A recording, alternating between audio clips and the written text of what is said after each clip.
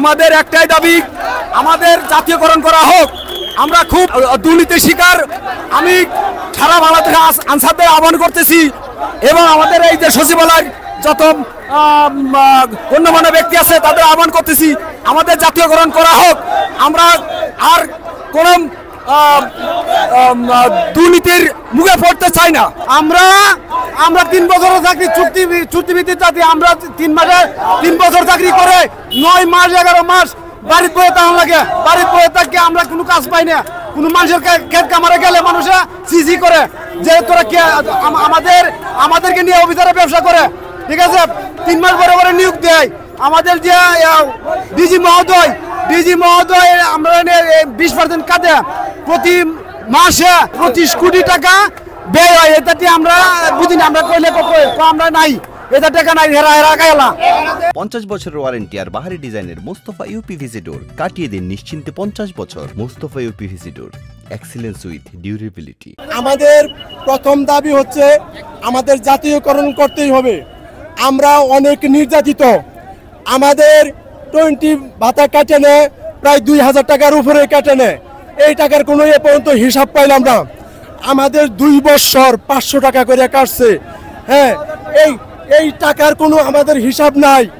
কোনো বাহিনীর রেশনের টাকা কাটে নাই, আমাদের কাছ থেকে কেটে নিছে, এই কোনো হিসাব নাই। মনে যা চায় আমাদেরকে তাই করে, গরুর মতো খাড়ায়, কিন্তু আমরা পরিশ্রমিক মানতি, আমরা ফল পাই না। কোনো বাহিনী এরকম খাটে না। আমরা করোনার সময় আমরা প্রত্যেকটা হসপিটালে আমরা মানুষদেরকে সেবা দিচ্ছি। আমরা করোনার সময় মানুষদের পাশে দেখা, করোনার রুগীর কাছে দেখা, করোনা রুগী মৃত্যুবরণ করছে, এই রুগী কেউ ছানে না।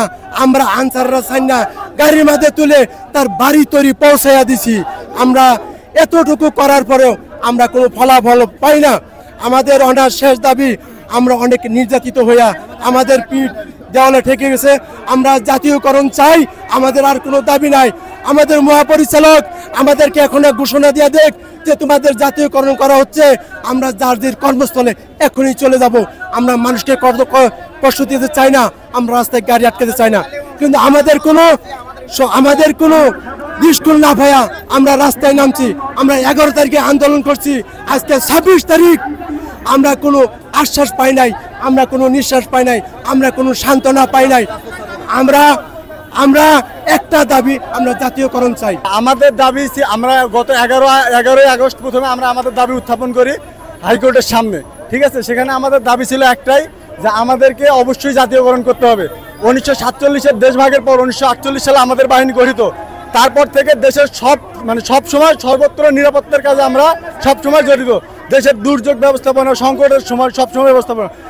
1965 সালে পাক ভারত যুদ্ধের সময় আমরা সীমান্ত রক্ষাকারী হিসেবে কাজ করেছি। 1971 সালে প্রথম আমরা আমাদের 40,000 অস্ত্র দিয়ে সশস্ত্র বিদ্রোহ করছি। বন্যায় পর্যাপ্ত আনসার সদস্য ওইখানে মোতায়েন আছে, এবং কি জানেন আমাদের আনসার সদস্য অনেকজন এই বন্যায় শহীদ হয়েছেন, ঠিক আছে।